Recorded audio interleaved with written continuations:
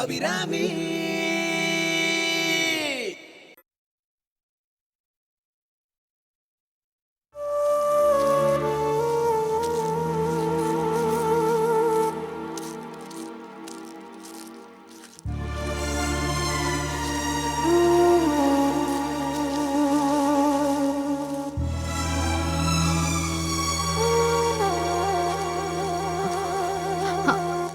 ஐயோ, என்ன மாமா இது? இந்த வேலையெல்லாம் நீங்க பாக்குற, நீங்க பேசாம இருங்கோ. இதெல்லாம் நீங்க பார்க்கப்படாது. பரவாயில்லம்மா, கல்யாணத்துக்கு வரவா இப்படி ஒட்டட தோரணமா தொங்கிட்டு இருந்தா என்ன நினைப்பா? இந்த ஒட்டடியோட பலத்துல தான் இந்த ஆத்து கூரே நின்னு இருக்கு. ஏதோ கோவில் புண்ணியத்துல தான் ஒதுங்கறதுக்கு ஒரு இடம் கிடைச்சிருக்கு. சரி, அதை விடுங்கோ. மாமா, கல்யாணத்துக்கு வரவாள்லாம் இப்படி நீங்க ஒற்றை குச்சி கைமா நின்னு இருந்தா உங்களை பத்தி என்ன நினைப்பா? ஏற்கனவே நிறைய பேரு என்ன பத்தி என்னென்னமோ நினைச்சிட்டாங்களேம்மா. நீக்கு உங்க ஆத்து மாமி பத்தி கூட பயம் இல்ல. இங்க இருக்காளே உங்க ஆத்து மாட்டு பொண்ணு, அவ வாய்க்கு தான் பயம். நீங்க ஒற்றை குச்சி கொடுங்கோ, நான் அடிக்கிறேன். வேண்டாம்மா, நான் சும்மா தானே இருக்கேன். நான் இந்த வேலையை பாத்துக்கிறேன். நீ போய் வேற வேலை இருந்தா பாத்துக்கோ. இத செய்யறதால நான் ஒன்னும் குறைஞ்சு போயிடலம்மா. ஐயோ மாமா, அந்த எதிராத்து மாமி கனகவல்லி வரா. ஏற்கனவே ஆத்துல இருக்க குழப்பம் பத்தாதுன்னு இவ வேற ஏதாவது கலப்பி விட போறா. நீங்க இங்கே இருங்கோ.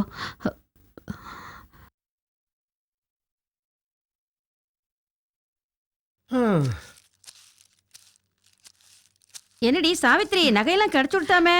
யாரு உன் சம்பந்தி தான் எடுத்துட்டு போனான்னு கேள்விப்பட்டேன். அவர் கையில கொள்ளிக்கட்டிய வைக்க.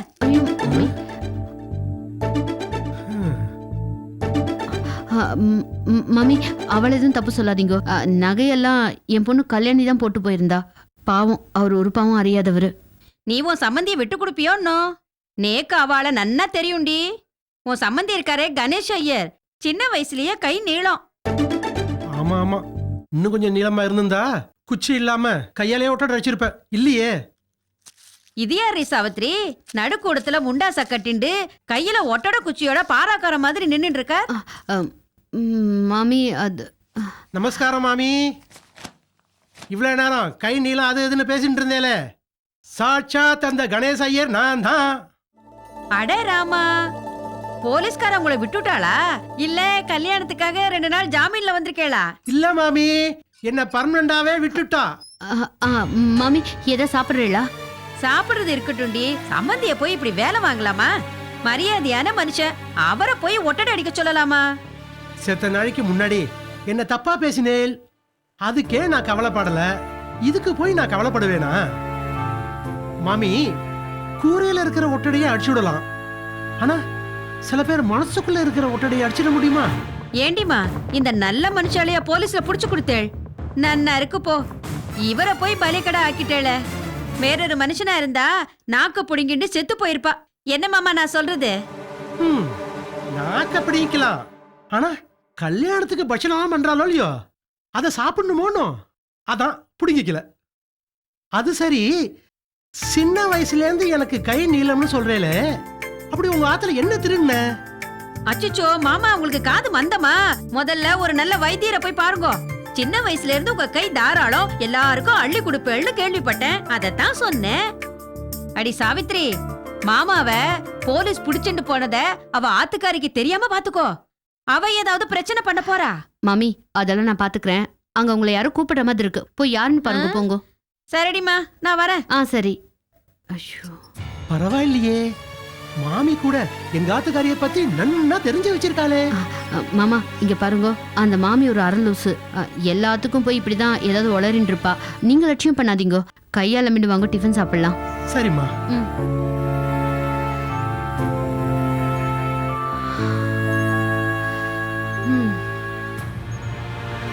இது கூட நகருங்க நகருங்க, பசங்களை கொஞ்சம் வழி விடுங்க. மாமா, என்ன விளையாட்டு இது? ஏய், இது என்ன விளையாட்டு சாமான் நினைச்சியா? அத்தனை கம்பளி பூச்சி மேல படுதுன்னா சொரிஞ்சிட்டே இருக்க வேண்டியதுதான். அப்ப நீங்க எதுக்கு உருட்டிண்டு போறீள்? யாரு மேலேயும் படப்படாதுன்னு எடுத்துட்டு போய் கொளுத்த போறேன். நீங்க எனக்கு ஒரு உதவி பண்றீங்களா? நான் போய் தீப்பெட்டி எடுத்துட்டு வரேன். அது வரைக்கும் இதை யாரும் தொடாம பாத்துக்கிறீங்களா?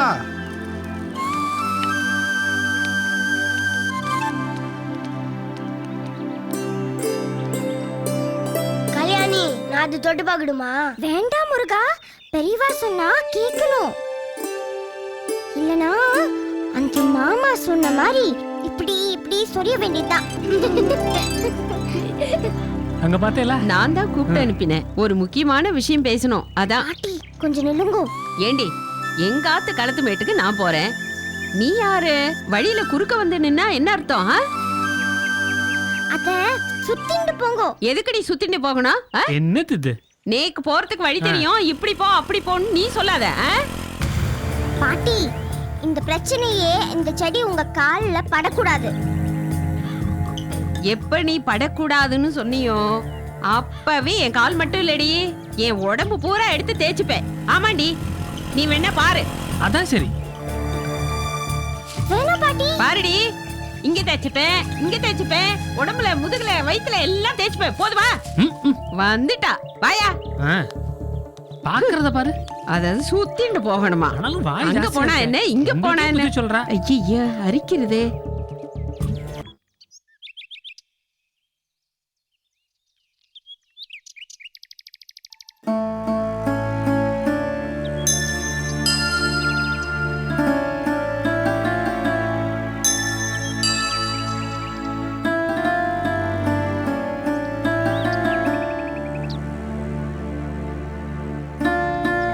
சாமி,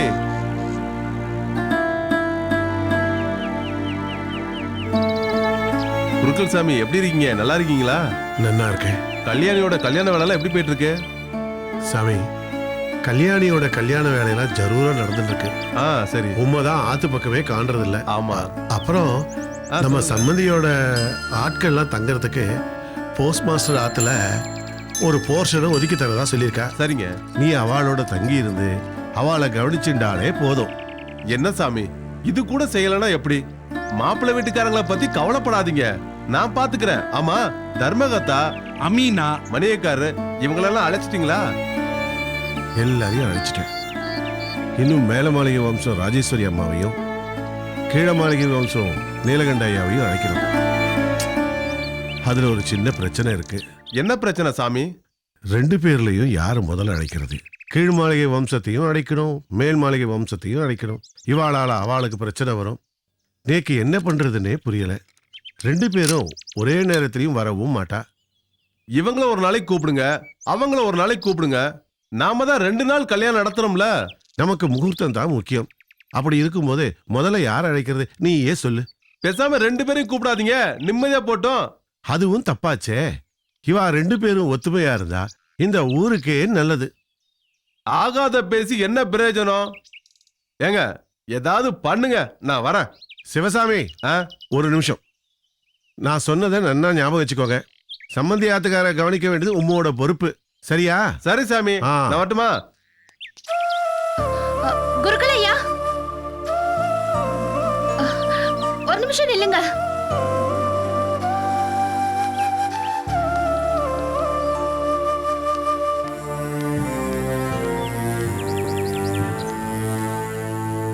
நீயாமா? அடடே, நம்ம கல்யாணியோட டீச்சர் இல்லையா? ஒரு தடவை கல்யாணிக்கு பலகாரம் கொண்டு வரும்போது உன்னை பார்த்ததா ஞாபகம். ஆமாங்க. நீங்க எப்படி இருக்கீங்க? நன்னா இருக்கேம்மா. ஒரு விதத்துல நீங்களும் நாங்களும் ஒரே தொழிலை தான் செஞ்சுட்டு இருக்கோம்.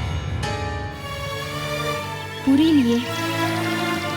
நான் கோயில்ல தெய்வத்தை ஆராதிக்கிறேன், நீ பள்ளிக்கூடத்துல தெய்வங்களை ஆராதிக்கிறேன். என்ன சொல்றீங்க? குழந்தைகளை தெய்வத்துக்கு சமம்னு பெரியவாள்லாம் சொல்லுவா. கரெக்ட். நானும் உங்ககிட்ட ஒரு தெய்வத்தை பத்தி தான் பேச வந்திருக்கேன். கோயில்ல இருக்கிற அம்பாளுக்கு வேணும்னா கல்யாண உற்சவம் பண்ணலாம். ஆனா நான் ஆராதிக்கிற தெய்வத்துக்கு நீங்க எப்படி கல்யாண உற்சவம் பண்ணலாம்? என்னம்மா சொல்ற? நான் ஆராதிக்கிற தெய்வங்கள்ல ஒருத்தி கல்யாணி, அதாவது உங்க பேத்தி. அவளை சொல்றேன். அவளுக்கு உலகமே தெரியாது, அதுக்குள்ள அவளுக்கு கல்யாணம் பண்ணி வைக்கிறீங்களே. நீங்க வெளியூர்ல இருந்து வரேன், உங்களுக்கு இந்த ஊர் பழக்க வழக்கங்கள்லாம் தெரியாது. இங்க தொன்று தொற்று ரொம்ப நாளா நடந்துட்டு இருக்கு. இதுக்கு போய் வீணா ஏன் அலட்டிக்கிறீங்க? பேசாம கல்யாணத்துக்கு நீங்க அவசியம் வந்துருங்க. தப்பா நினைக்காதீங்க. நல்லா படிக்கிற பொண்ணு கல்யாணி. அவ நல்லா படிச்சு பெரிய லெவலுக்கு வருவா. அவளுக்கு நல்ல எதிர்காலம் இருக்கு. அவளுக்கு போய் கல்யாணம் பண்ணி வைக்கிறீங்களே. ஏமா கல்யாணம் பண்ணிட்டா எதிர்காலம் இல்லைன்னு நோக்கு யார் சொன்னா? என்னதான் படிச்சாலும் என்னைக்காவது ஒரு நாள் ஒருத்தங்கிட்ட தாலியை வாங்கிட்டு தானே ஆகணும். தப்புங்க. பொண்ணுங்களை சுதந்திரமா செயல்பட அனுமதிக்கணும். நான் சொல்றேன்னு தப்பா நினைக்காதம்மா. நீ தனியா தான் இருந்த. மேலமாளிகை வம்சத்துல பிரச்சனை வந்த உடனே கீழ்மாளிகை ஆத்துல அடைக்கலம் போயிட்ட. தனியா இருக்க பொண்ணுங்களுக்கு எப்பவுமே பிரச்சனை தாம்மா. காலாகாலத்துல நீ ஒரு கல்யாணம் பண்ணிட்டு இருந்தனா நீ இப்படி ஒரு இன்னொரு வீட்டுக்கு அடைக்கலம் போக வேண்டிய அவசியம் வந்திருக்காது இல்லையா? குருக்களையா, நான் அந்த ராஜேஸ்வரி அம்மா கிட்ட மன்னிப்பு கேட்க மாட்டேன்னு சொன்னதுனாலதான் எனக்கு இந்த பிரச்சனை எல்லாம் வந்தது. என் படிப்பு தான் எனக்கு அந்த தன்மானத்தை கொடுத்தது. நீங்க எவ்வளவு கஷ்டப்படுறீங்க. அந்த கஷ்டம் கல்யாணிக்கு வரக்கூடாதுன்னு தான் நான் இந்த மாதிரி சொல்றேன். மேலும் இந்த மாதிரி பாலிய விவாகம் பண்றது சட்டப்படி குற்றம். என்னம்மா நீயே சட்டம் போட்டவ மாதிரி பேசுற? நான் படிக்கலைன்னாலும் எனக்கு அனுபவம் இருக்குமா. இந்த பகுதியில ஏன் பாலிய விவாகம் பண்ற தெரியுமா?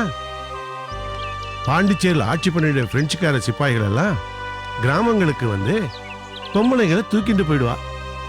அதனால ஆத்துல பெண் பிள்ளைகளை வச்சிருக்க எல்லாரும் அவசர அவசரமா அவளுக்கு கல்யாணம் பண்ணி அனுப்ப ஆரம்பிச்சிட்டா. இது மூட நம்பிக்கை இல்லம்மா, ஒரு தற்காப்புக்காக ஆரம்பிக்கப்பட்டதுதான். சாஸ்திரம் பாலிய விவாகம் பண்ண சொல்லி சொல்லல. இப்பதான் ஒரு ஆபத்தும் இல்லையே, அப்புறம் எதுக்கு இந்த பாலிய விவாகம்? இது வெள்ளைக்கார ஆட்சி இல்லம்மா. ஆனா பிஞ்சு உள்ளங்களுக்கு இருக்கிற பல சாதனங்கள் உருவாக்கிட்டு இருக்கு.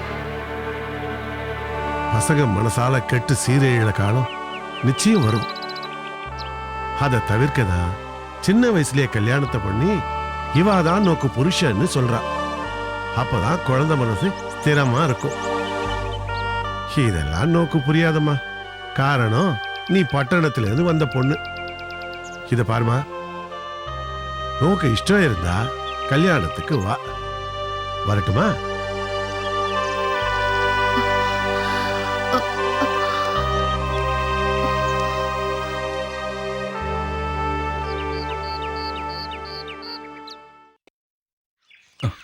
வாங்க வாங்க வாங்க மாமி. வாங்க வாங்க. நமஸ்காரம். நமஸ்காரம். அம்மா. டேய் வாடா, சொல்லுங்கம்மா. இளநீரை வெட்டு. சரிங்கம்மா. சரிங்கம்மா. தப்பா நினைக்காது, நான் கல்யாண விஷயம் பேச வரல, புதுசா ஒரு சம்பந்தம் பேச வந்திருக்கேன். என்ன சொல்றே? புதுசா சம்பந்தமா? ஏதாவது உங்களுக்கு வரம் பார்த்திருக்கீங்களா?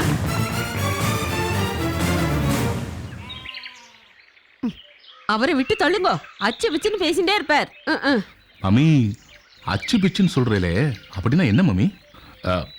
என் ஆத்துக்காரி கூட என்ன அப்படி அடிக்கடி திட்டுறா. அச்சுன்னு சொன்னா அச்சுதன், அதாவது விஷ்ணு. பிச்சுன்னு சொன்னா பிச்சாண்டி, அதாவது சிவன். ஆ, இந்த உலக வாழ்க்கைக்கு சம்பந்தம் இல்லாம வரட்டு வேதாந்தம் பேசுறவாள அச்சு பிச்சுன்னு பேசுறான்னு சொல்லுவா. ம். ஆஹா, எவ்வளவு விஷயம் சொல்றேன். உங்க சம்பந்தம் கிடைக்க நாங்க கொடுத்து வச்சிருக்கணும். அது சரி. அம்மா, என்னமோ புது சம்பந்தம் சொன்னேளே, என்ன விஷயம்?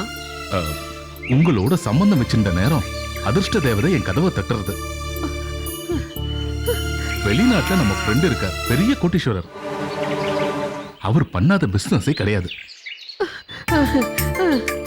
பெரிய அளவுல அரிசி எக்ஸ்போர்ட் பண்றதுல ஆர்வமா இருக்கார். உங்களண்ட ஏராளமான நிலம் இருக்கு, அவர்கிட்ட பெரிய லிங்க் இருக்கு, தொழில் பண்ற ஐடியால இருக்கார். நாம 3 பேரும் சேர்ந்து பிசினஸ் பண்ணலாம்னு யோசனை. பல கோடி ரூபாய் ப்ராஜெக்ட். கோடியா? அவருக்கு கோடியெல்லாம் சாதாரணம். உங்களை சேர்த்துக்கிறேன்னு சொன்னேன். முதல்ல கொஞ்சம் தயங்கினார், அப்புறம் எடுத்து சொன்னேன். இப்போ ஒத்த கல்ல நிக்கிறார். அப்படியா? நல்ல விஷயம். பேஷா பண்ணுவோம். அது ரைஸ் மில்லுக்கு பேரு கூட ரெடி. சாட்சாத் அன்னலட்சுமி உங்க பேர் தான். ராஜேஸ்வரி ரைஸ் மில்னு வைக்க போறேன். என்ன வேண்டாமா? வைங்க வைங்க, இது வேற பிரச்சனை. வீட்டுல மாமா எல்லாம் கலந்துண்டு நல்ல பதிலா சொல்லுங்க. இத மட்டும் தொடங்கிட்டேன் வைங்க, அப்புறம் பாருங்க உங்க ரேஞ்ச் எங்கேயோ போயிடும். நான் முடிவெடுத்தாலே போறோம். அப்போ மத்த ஏற்பாடுலாம் பண்ணிடலாமா? யோசிக்கணும், யோசிச்சு சொல்றேன். நல்ல முடிவு எடுங்க மாமி. அப்ப நான் வரட்டுங்களா? சரி. சரி. ஐயோ என்ன மம்மி? ஒண்ணு இல்ல, நீங்க கிளம்புங்க. பேச்சுவார்த்தை நடக்கும் போதே நெளியிற. இதெல்லாம் முடிவுக்கு வந்தா நடு ரோட்ல நின்னு தவிக்க போற.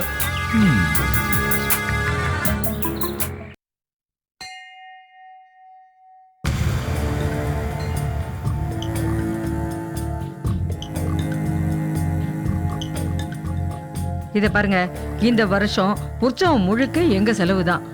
சாப்பாடு கச்சேரின்னு அமக்கலப்படுத்திடணும். மன்னிக்கணும், அபிராமி அம்மா தான் வருஷம் வருஷம் அதை பண்ணிக்கிட்டு இருக்காங்க. பண்ணினா என்னங்க, மாத்துங்க. நாங்களும் பெரிய குடும்பம் தான். அப்படி இல்லம்மா, வழக்கமா நடக்கிற முறைய மாத்த முடியாதுல்ல. மாத்தணும், மாத்துறேன். அவங்கள நான் ஒழிக்கிறேன். அப்ப நான் வரமா? அம்மா, இது கோவில்மா.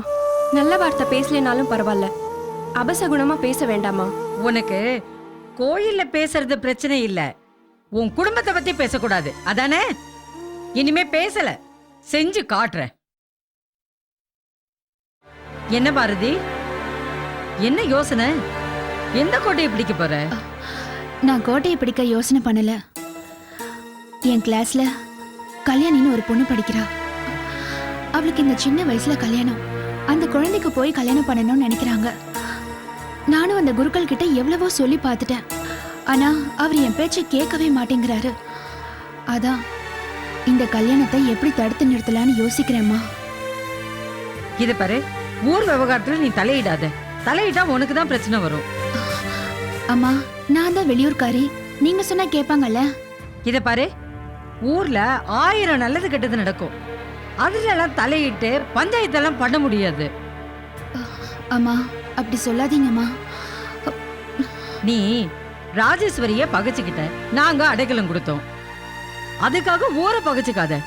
நாங்க உனக்காக ஊரெல்லாம் பகைச்சுக்க முடியாது. வா காயத்ரி, போலாம் வா. இந்த ஊரே என்னை எதிர்த்தாலும் பரவாயில்ல, என் உயிரை கொடுத்தாவது இந்த கல்யாணத்தை நான் நிறுத்துவேன்.